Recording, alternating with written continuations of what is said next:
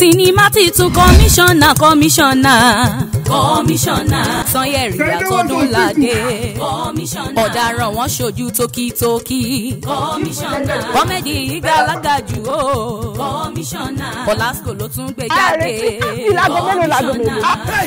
komisona lásán eléyìí o ọ̀rẹ́ ìyọ̀rẹ́ àkóbá ni òyàrá wọn Odunlade Adekola tọ́lá ní ìyàfọ̀jà Sanyeri wọ́n tún dé ẹnu kì í sin rárá fákẹ́mù nínú sinimá titun komisona ibi ọmọ tó sọnù nílé ìwòsàn ẹ bẹ̀rẹ̀ pé ta ló jí gbé àwọn kọlọ́rọ̀ sí karambà ni tó ti dálé ìwòsàn sílẹ̀ lábúlé o. ẹ tàyà síta sọ̀nsọ̀.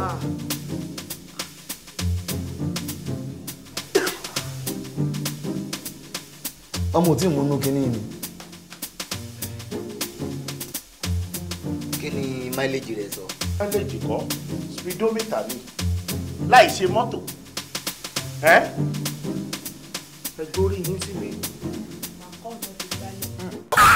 àfàìmọ̀ kó kú ọmọ di pọ̀pọ̀ lọ́nà mọ́túárì abúlé sinimá titun komisona Sunday Ọlárẹ̀wájú South ló produce ẹ̀ Adébáyọ̀ Tijani ló direct ẹ̀ Ọláníyì Àfọ̀njá Sanyeri ló package ẹ̀ starring Odunlade Adekola Ọláníyì Àfọ̀njá Sanyeri Adekola Tijani Kamilu Kompo Victoria Kolawole Ayo Mogaji Lateef Adedimeji Oyinkansola Elebuibon Fúnmi Bankantoni àti bẹ́ẹ̀ bẹ́ẹ̀ lọ nínú sinimá titun komisona. a medical nurse ó kúrò ní ẹnu iṣẹ́ kó sì gba club lọ pẹ̀lú aṣọ nọ́ọ̀sì lára. rárá o mi kì í wọṣọ medical lọ.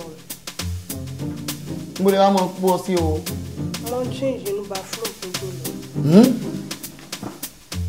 ẹ máa mú ànádà aṣọ dání láìsọ lóṣù. subtitled in English ó ti jáde sórí VCD nìkan báyìí marketed and distributed by komisona lakọlọ eléyìí o.